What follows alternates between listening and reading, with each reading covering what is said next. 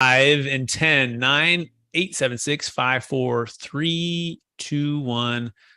Hello, everybody. Welcome to another episode of the Capital Gains Tax Solutions podcast, where we believe most high net worth individuals and those who help them, they struggle with clarifying their capital gains tax deferral options. Not having a clear plan is the enemy, and using a proven tax deferral strategy such as the Deferred Sales Trust is one of the best ways, if not the best way, to exit highly appreciated assets, defer millions of tax so you can create and preserve more wealth, or help your clients, friends, and family do the same. Hey, I'm your host, Brett Swarts. In each episode, I'm joined by some of the best real estate, financial, wealth, business minds in the world, where they share their ideas, deal stories, and inspirations. Together, we make complex tax deferral strategies simple and passive income plans achievable. We're also streaming on expert CRE secrets as well.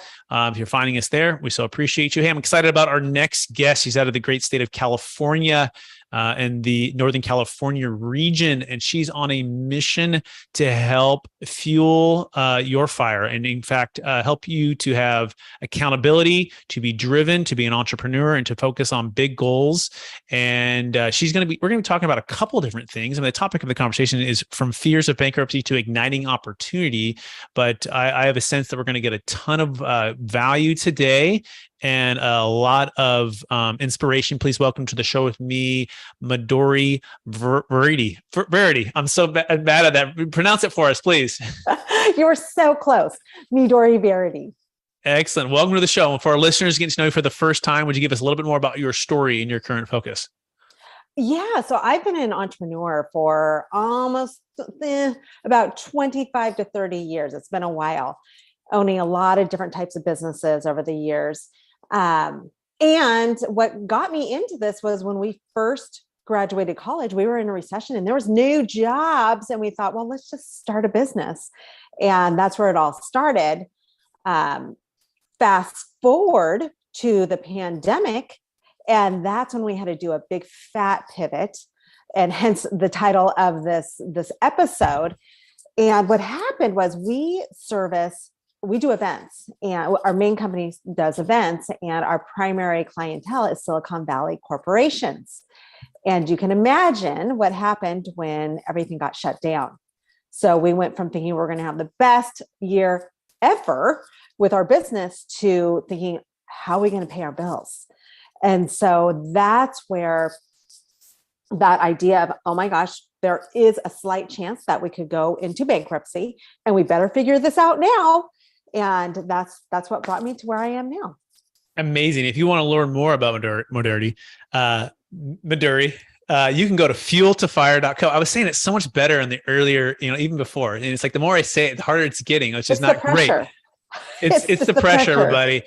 Slow it down. Okay. Fueltofire.co. That one's simple. Fueltofire.co. But before we dive into all of the secrets of, going from bankruptcy to igniting opportunity, I do want to take one other step back. So if you could help us out, I want you to picture yourself, and it's the high school days or the younger days, right? And, I believe we've all been given certain gifts in this life, and these gifts have been given to us to be a blessing and help to others. Some people call them strengths. Some people call them superpowers. So I'm curious, what are those one or two gifts that you believe you were given, and how does that help how you help and bless people today? Yeah, that's a great question. Definitely positivity. That is a huge part of who I am. It's always been who I am. And it leads to so many positive outcomes for those who I connect with, especially in business. Also perseverance, getting knocked down. If you're going to be an entrepreneur for 25 or 30 years, you're going to get punched in the gut. You're going to get knocked out at the knees. And if you can't get up and dust yourself off quickly, you're not going to last. And so I would say that's another key trait that I have developed. I love it. Positivity and perseverance, keeping those two themes in mind. Now let's focus like a laser on the number one secret from going from fears of bankruptcy to igniting opportunity. So what's the number one secret? It comes back to that positivity, right? If we all have a choice, how are we going to respond to things? It's our choice. And so a trait that I have learned over the years is looking for how can we be optimistic? What's here? And the way that I thought of this was, gosh, now I get to have a new chance to do something different. And what is it that I want to do? What are my strengths? So getting back to what you just asked, what are my strengths? What do I love? And what is my passion, right? So what are these components? And that's how I came up with Feel the Fire. Excellent. So basically responding and choosing that you do, A, realizing you do have a choice, and B, it is your choice. And it's up, if it's going to be up to you. But part of that's the mindset of saying, how we're going to respond to things. We respond in a positive way. Let's look for the silver lining. Let's also clarify what our strengths are and what we're passionate about doing. Is that a fair summary? That is definitely perfect. Great. That's number one. What's number two? Go. Then you go and you decide, what is it that I want to do?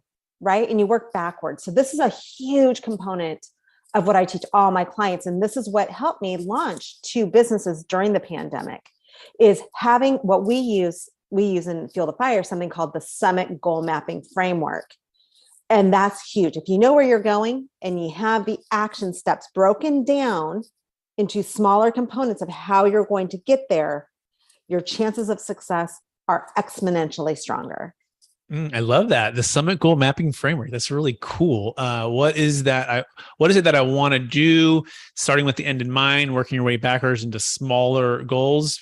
Just do a little side note before we go to secret number 3. But what is the Summit Goal Mapping Framework?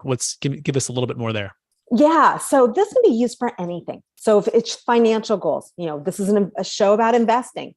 It's financial goals. If it's with your career, if it's with your family goals or entrepreneurship, it's all the same. But what you want to start with is think of a mountain, right? You look at the top. This is how I thought of this. My husband and I were out hiking and we got to this mountain that looked like a 90-degree angle that went on forever, like up to the stars. And I thought, how are we going to do this? And in my head, I thought, okay, if I can just get to point A and then get to point B and C, and therefore it's going to feel a lot easier and not as overwhelming, right? So instead of concentrating on how am I going to get to this giant summit goal that I'm excited about, let's look at where we're shooting for, which is the summit goal, your stretchy, exciting objective that you want to have. And then you chunk it down into 90-day, what we call approach goals, right? Because you're approaching your summit. So you can do it either by quarters or 90 days. And those are those action steps that you have to do, or those big ideas that you have to complete to get to your big goal. And then underneath each approach goal are your action steps. What are the things that you're going to do to get there? It's that simple. Mm-hmm. Excellent. Love it. So it's starting with the end in mind, looking at what that summit is, and then breaking it down into smaller chunks, and talk about the practice of what it looks like to see that and look at that, talk about that, visualize that. How does that come into play for people to actually, maybe that's secret number 3, maybe it is, but how does that come into play to achieving your goals? Yeah, well, I think that's a perfect secret number 3. And so with big goals, often we aren't sure how we're going to get there, right? We're thinking, oh, it'd be so great to own a house. I heard one of your interviews where you're like, yeah, we bought a property in Italy and we go back and forth there. Or that might have been one of your guests. But either way, that was a big, stretchy goal, right? To buy a home in another country where there are risks there. So you have to be able to believe it before it can come true. If it's that stretchy, if you think of, when we put a man on the moon, we didn't know how we were going to do that. Kennedy had no idea at that point, but he set that intention, and then NASA came about and they figured out how to do it. So it's the same idea. So what you want to do is think of what you want. What's that big goal? And then practice every single day visualizing it coming to reality. There's a few ways you can do that. In the morning and at nighttime before you go to bed are the best times to do it because of your brain waves, where your beta brain waves are. You absorb it better, you believe it more, you're more susceptible to what you input there. So in the morning, I always get up and I visualize for 20 minutes and I see what I want. And then I also visualize, how am I going to do this? And I do it consistently every single day. Nighttime, I do something similar. And over time, you'll start to see that when it comes to making big decisions, you start making them subconsciously to get you to that big goal. I love it. I love it. So the visualization and the practice of that in the morning, 20 minutes, in the night, 20 minutes, visualize not only what do you want, but number 2, how you're going to get there. I also started this saying too, the fear doesn't go away until you kind of commit and burn the ship. And so you take the action, right? Like the fear of the unknown or the uncertainty or the challenge it's not going to subside until you take the action. And when you take the action and you commit, then you start to actually, see things, maybe start to move. Then that confidence builds. When that confidence builds, that fear starts to diminish. So talk about the value of taking action and what that looks like with fieldofire.co. With accountability. Yeah. I think the best way for me to describe this is through one of my clients. So she's been with us since the very beginning. When she started working with Field of Fire and she came into our accountability groups, she was a full-time university professor, but she had the side gig that she was just starting. She was really kind of scared about it. She had a couple clients, not making much from it. It was just more of a hobby, but she wanted it to be more. Her goals, her big summit goals, were to be able to cut down on her teaching to only very part-time and to have this business that was supporting her, right? So fast forward, she contacted me just before the end of last quarter and said, Midori, I've hit my goals. I've hit my financial goals. She had already reduced her hours from way over full-time to only teaching 8 units. And she had gotten her foot into the corporate market, which was something really scary for her because she had never even been in the business world. She had been a professor. So we're talking about big fear factors, right? So where accountability comes in and where the goal framework comes in is that she became very, very diligent about looking at her goals every week. Every single week, she knew what she was doing. She was staying focused on that. She didn't look too far ahead. She just looked at what she promised that she would get done for that quarter. And then her accountability group that she meets with every single week is the group that she knew she had to show up and say, okay, these are the things that I got done. And if she didn't get it done from the week before, she was going to get it done the following week. So she got into that habit of showing up every time and making sure that she stayed focused on the promises that she had made. It's that simple. It's really that simple, right? But it's taking that action and having the group and the amazing people that you imagine are in that group, and they're all going to share their struggles and their challenges and their ideas, and everyone. It's just going to create a mastermind or an accountability mastermind to help people achieve their goals. Why do you think, Midori, more people don't just do that? Because it's so simple. We know, but I mean, it still seems that there's just a small percentage of people that are actually in these mastermind or accountability groups, or any kind of profession or anywhere you're at, even in faith, right? You have people that they don't have really the accountability. Like they'll talk about it or think about something, but they don't have that. Like these are the specific goals that I've set. My goal in the next 7 days is to achieve these specific steps to get those goals. Hold me accountable to that. Encouraged me. What holds people back from joining? I think a lot of times is that they're in the wrong group. So I just talked to a woman yesterday, and she is in a very prestigious women's business group. I'm not going to say the name, but there's 10 people in a group. So there's a lot of people, and they don't have a solid formula for their accountability sessions. And so she shows up and people are allowed to be really negative. That gets old fast. Not that you shouldn't be authentic in your group, but there should be a structure there so that, yes, you can be very authentic about what's going on and get help, but you don't stay there. This does not become a fest where everyone is just, sharing all all the bad things that are going on in their world, right? Who wants to show up to that? So it's having the right structures in place. Another thing that I see, Brett, is that there's Facebook groups, there's LinkedIn groups, but they're free. And so they are not consistently managed. You have people who show up and then who don't show up because there's no skin in the game, right? You have to have skin in the game. You also want to be surrounded by people who motivate you. So if these are people who are just kind of starting out and maybe it's a hobby, maybe they're totally scared, whatever it is, if you don't have people at your level or above who are saying, okay, how did you do this week? And you aren't feeling inspired by them, you probably are not going to be rising up very quickly. You nailed it. Oh my gosh, that's so good. I'm going to try to repeat some of these. Okay, so I think the first thing that really stuck out, you said the right culture, right? So if the group that you're growing doesn't have the right culture and the right formulas and the right systems and the right, processes, then it's going to be a little bit, not really organized or structured, right? I mean, accountability to me, it's like, if you don't have structure, if you don't have accountability without structure, structure without accountability, it's kind of like, you're missing something for sure, right? Number two, no skin in the game. Like it's the freemium, right? Everything's Googleable. I can figure it out on my own. I can go to YouTube channel. I can join a Facebook group, and I can just hack this and not have to pay for it. Well, good luck with that, with accountability and getting people to show up, because if there's no real heart or skin or pain in the game, then that's not likely to move forward. And the last thing would be the right people. I couldn't agree with you more, right? Getting someone that's, if you're going to learn, you want to hire a coach who's been where you've been and is achieving something that's further ahead of you, or at least, like, you're right, have people that are peers that are going through it with you. But ideally, you're leveling up as you're surrounding by the people, the average of the 5 people that you're around. Is that a fair summary? Absolutely. The second thing that you mentioned was skin in the game.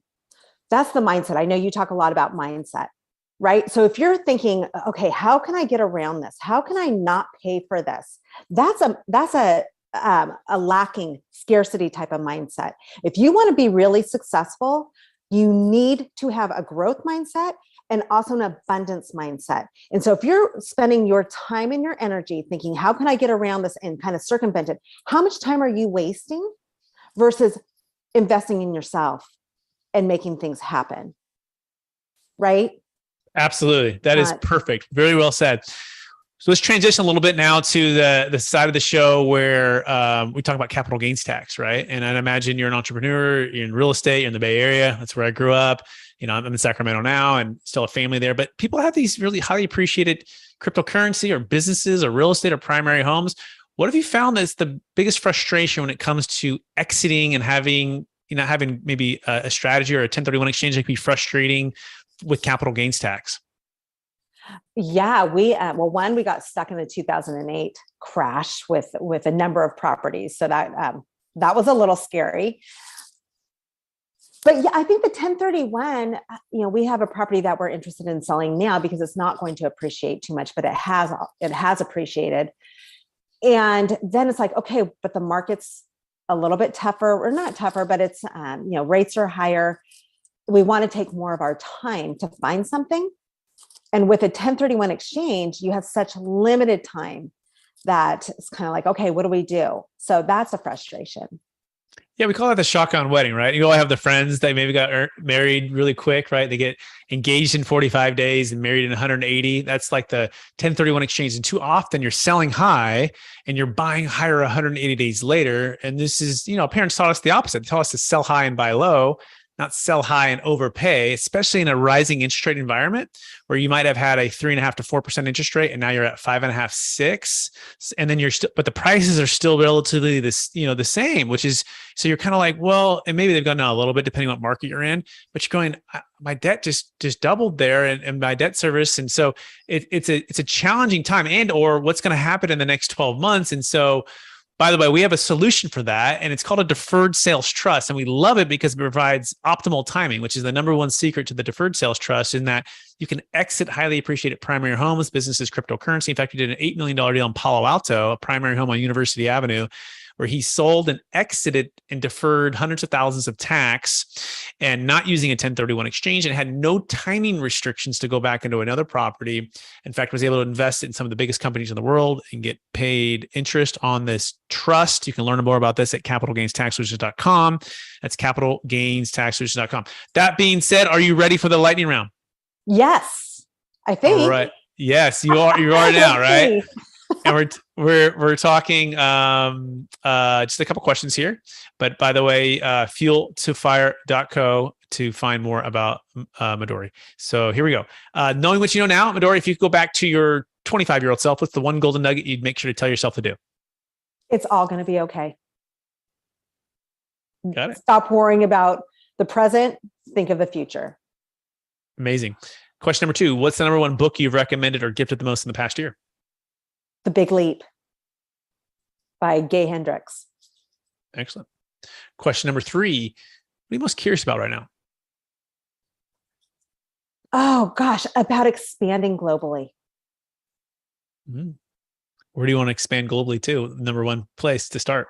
Well, I think of, okay, where do I want to travel more often to? And I really want to be going to Spain more often. So I am going there in a couple of weeks, but I'm going to be looking at opportunities.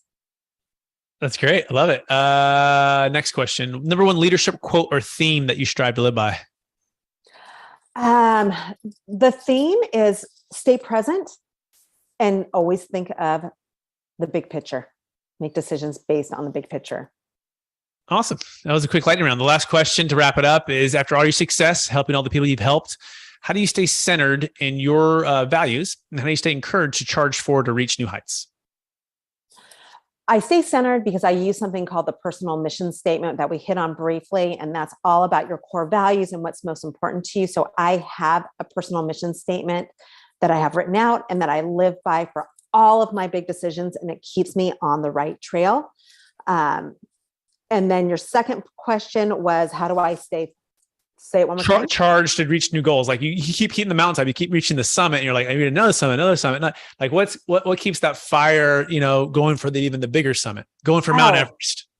It's just in my DNA now. It's such a habit, and it's what drives me. I love it. It's not about the financial part. It's about the journey and what's to come along that journey. So that's really what it's all about. Absolutely love it. It's been more than a pleasure getting to know you a little bit here. This is what I love about the podcast. We get a chance to meet amazing people. I want to encourage you to keep using your positivity and your perseverance, not only for yourself to reach the summit, but help all the people that you're helping to reach their summits, right? And to make a difference in this world. For our listeners who want to get in touch with you, would you remind them one last time, what's the best place for them to find you? fueltofire.co. Excellent. And thank you for being on the show. I also want to thank everyone else for listening to the Capital Gains Tax Solutions podcast, where we believe most high net worth individuals and those who help them, they struggle with clarifying their capital gains tax deferral options. Not having a clear plan is the enemy. Using a proven tax deferral strategy, such as the Deferred Sales Trust, or getting with someone like Midori and fueltofire.co to help you get accountability and to build your business so that you could sell, and then maybe call me to help you defer all this tax, right? Is so important, right? So you want to make sure you're hiring the who, not being the how, and getting with groups that can hold you accountable, that can encourage you, can challenge you in a great way to level up. Make sure you're taking action and you're not just listening to the podcast and waiting, but you're going to fueltofire.co. As well, check out my new book if you want to learn about how to exit well, building a tax exit strategy. And it's a proven playbook for unlocking your ideal wealth plan for yourself or for your clients. Cryptocurrency, business, primary homes, you name it. You have tax. And if it's $1 million deal, and $1 million net proceeds or more, we want to help you out. We want to help you defer that tax. We have people like Kevin Harrington from Shark Tank are in the book, and other really smart people. I got a couple chapters too, which is kind of cool. But we want you to check that out. It's coming out on Amazon. Please rate, review, subscribe. We also appreciate the listeners and expert CRE secrets as well. I hope this inspires you. Please click the like button, all this stuff.